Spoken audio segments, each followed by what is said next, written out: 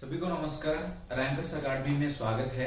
आज हम हिंदी भाषा से संबंधित हिंदी भाषा का विकास और उद्भव के बारे में हम लोग जानेंगे। तो पहले जो है हिंदी भाषा का उद्भव कहाँ से हुआ है। जो सारे सृष्टि में पहली भाषा जो है संस्कृत है। संस्कृत से ही तो इस सृष्टि में इस जगत में भाषाओं का विकास जो है उद्भव जो है हुआ है। तो संस्कृत भाषा को भी यहाँ पर जो है दो कालों में हम लोग देख सकते हैं। वैदिक संस्कृत और दूसरा जो है लौकिक संस्कृत।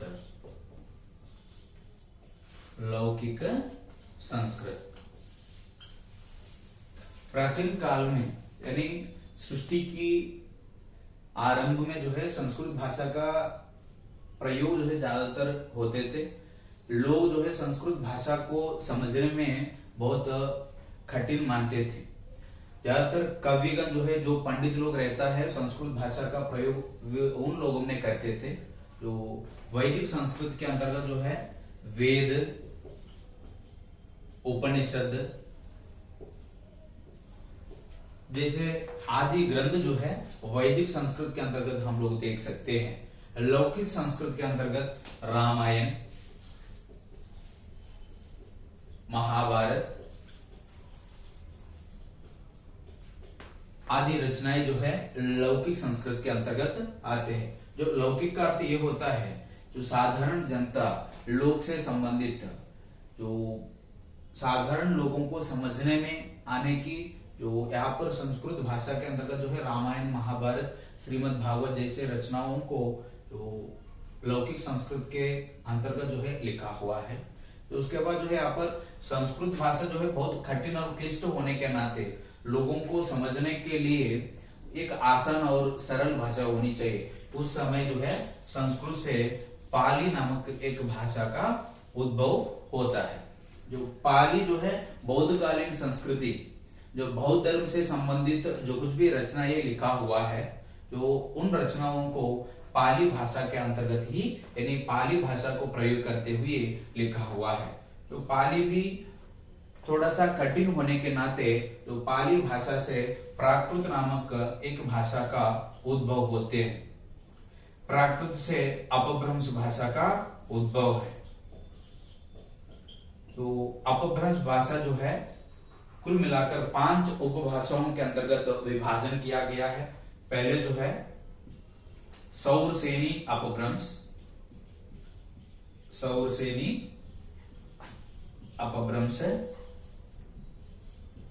दूसरा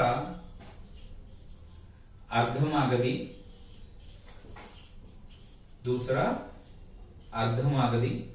तीसरा जो है मागधी,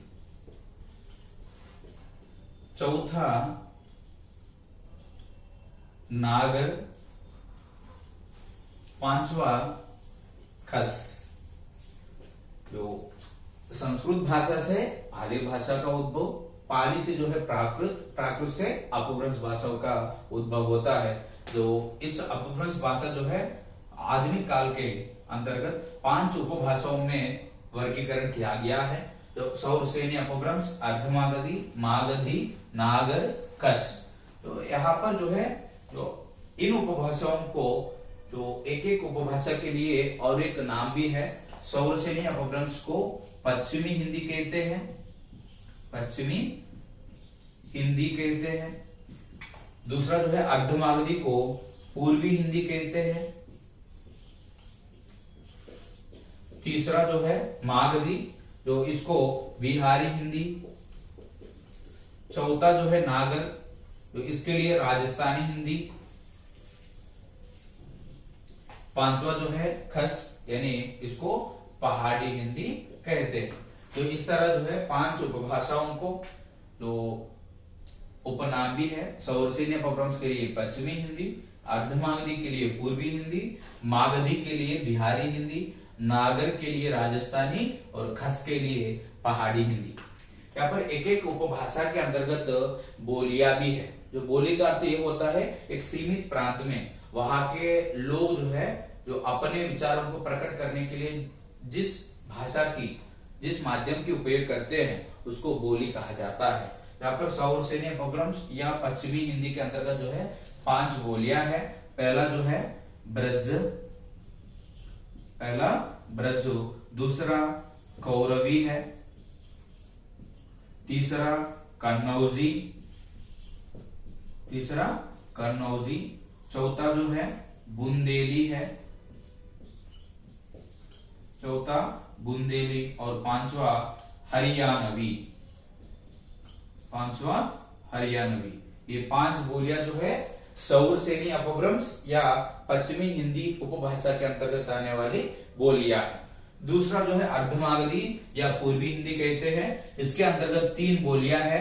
तो अवधी,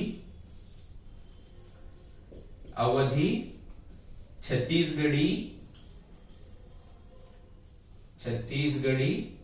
तीसरा जो है बघेली, ये 3 बोलियां जो है अर्धमागधी या पूर्वी हिंदी के अंतर्गत हम लोग लेते हैं। तो मागधी हिंदी या बिहारी हिंदी, तो इसके अंतर्गत भी 3 बोलियां है, मैथिली, मगही, भोजपुरी। जो मैथिली, मगही, भोजपुरी, ये 3 बोलियां जो है मागधी या बिहारी हिंदी के अंतर्गत आने वाली बोलियां है। नागर या राजस्थानी हिंदी, तो इसके अंतर्गत जो है 4 बोलियां है, मारवाड़ी, दूसरा जो है मेवाती, तीसरा मालवी, और चौथा जो है जयपुरी। ये 4 बोलियां जो है राजस्थानी हिंदी या नागर के अंतर्गत आते हैं। खस या पहाड़ी हिंदी, तो इसके अंतर्गत जो है कुलुई, कुमाऊनी, तीसरा गढ़वाली,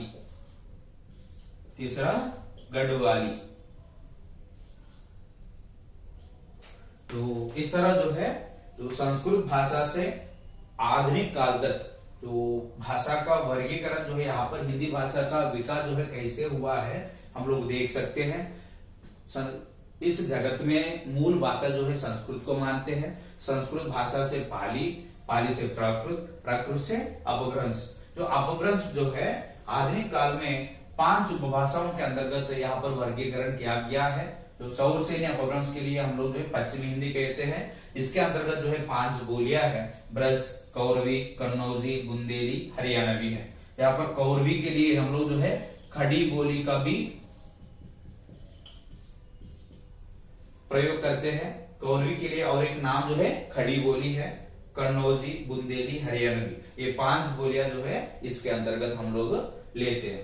अर्धमागधी के लिए और एक नाम जो है पूर्वी हिंदी है। पूर्वी हिंदी के अंतर्गत 3 बोलियां है, अवधी, छत्तीसगढ़ी, बघेली। तो यहाँ पर जो सर्वाधिक जो है साहित्यिक भाषा के रूप में जो है अवधी को लेते हैं। उसके बाद जो है तीसरी उपभाषा है मागधी। तो इसके अंतर्गत 3 बोलियां है, मैथिली, मगही, भोजपुरी।